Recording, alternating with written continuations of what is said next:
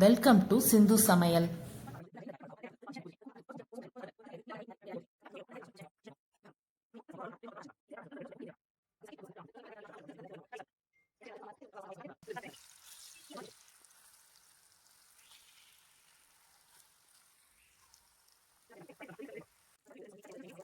நம்ம இன்னைக்கு பண்ண போற டிஷ் விருதுநகர் ஸ்டைல் எண்ணெய் கத்திரிக்காய் எப்படி பண்றதுன்னு பார்க்க போறோம். அதற்கு தேவையான பொருட்கள்: ஒரு 15 சின்ன வெங்காயம் எடுத்து உரிச்சு வச்சிருக்கேன். அதுக்கு கொஞ்சமா மஞ்சத்தூள், 1 ஸ்பூன் ஜீரகம், 1 ஸ்பூன் மிளகாய்த்தூள், கொஞ்சமா கருவேப்பிலை, ஒரு 10 கத்திரிக்காய் எடுத்து நீல வாக்குல கட் பண்ணி இந்த மாதிரி கட் பண்ணி எண்ணெயில் தண்ணியில போட்டு வச்சிருக்கேன். தேவையான அளவு எண்ணெய். இப்ப நம்ம என்ன பண்ண போறோம்னா, அடுப்பை ஆன் பண்ணி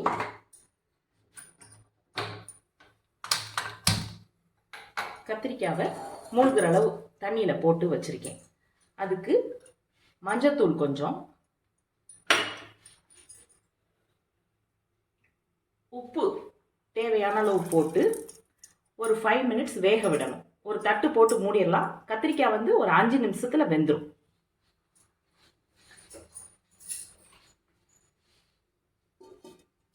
கத்திரிக்காய் 5 நிமிஷம் வேகட்டும். அதுக்குள்ள நம்ம அரைக்கிறதெல்லாம் அரைச்சிட்டு வந்துடலாம். அந்த சின்ன வெங்காயம், ஜீரகம், மிளகாத்தூள்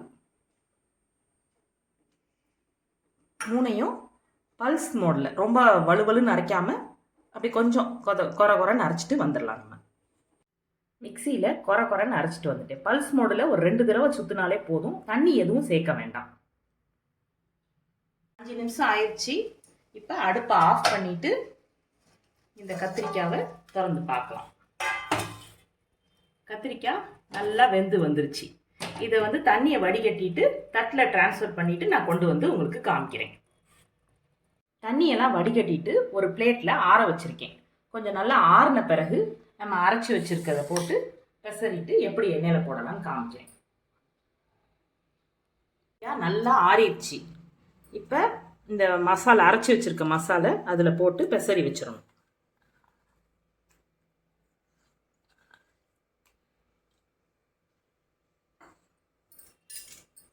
இந்த கருவேப்பிலையும் அதில் போட்டுடலாம். போட்டுட்டு எல்லா கத்திரிக்காயிலையும் கோட் ஆகிற மாதிரி அப்படியே நம்ம பிசைஞ்சு வச்சிடணும்.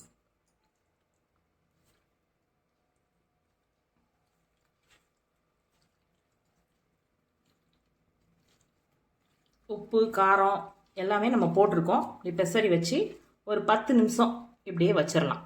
அந்த உள்ள மசாலாலாம் நல்லா பிடிக்கட்டும்.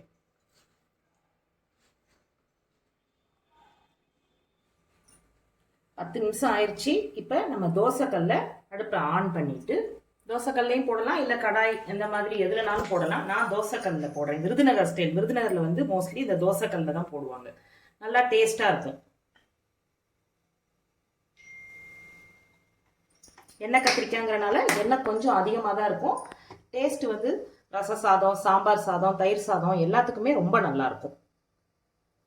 எண்ணெய் சுடட்டும். சுட்டவுடனே இதில் கத்திரிக்காவெல்லாம் நம்ம அப்படியே அடுக்கிடலாம். அடிச்சு நம்ம கத்திரிக்காவெல்லாம் எடுத்து இந்த மாதிரி அடுக்கிடலாம்.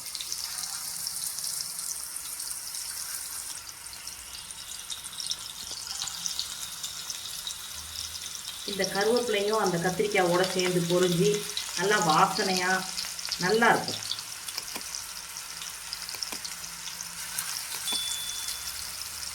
நம்ம எடுத்து வச்சிருக்க எல்லா கத்திரிக்காயுமே இதில் அடிக்கிடலாம்.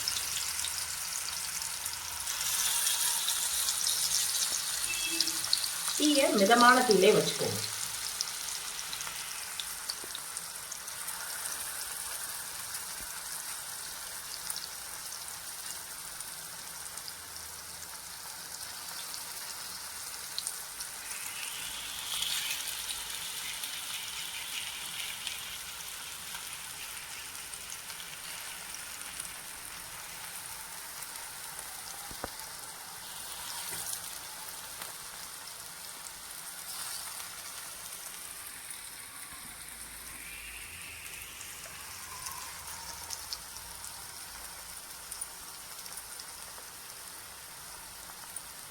எல்லா கத்திரிக்காயும் அடுக்கிட்டேன். வேகட்டும். உடனே திருப்பி போட வேண்டாம். ஒரு 3 மினிட்ஸ் கழிச்சு இதை திருப்பி போடலாம். 3 நிமிஷம் கத்திரிக்காய் சிம்ல வச்சு கொஞ்சம் நல்லா வெந்துருச்சு. நம்ம இதை வந்து அப்படியே பிரட்டி போடலாம்.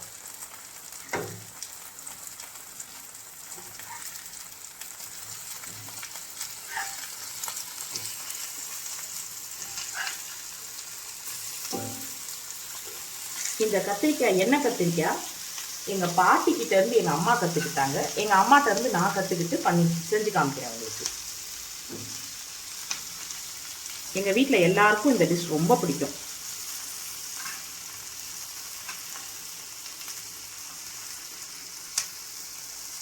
நீங்களும் செஞ்சு பாருங்க. உங்கள் குழந்தைங்களுக்கெல்லாம் செஞ்சு கொடுங்க. எல்லாம் விரும்பி சாப்பிடுவாங்க.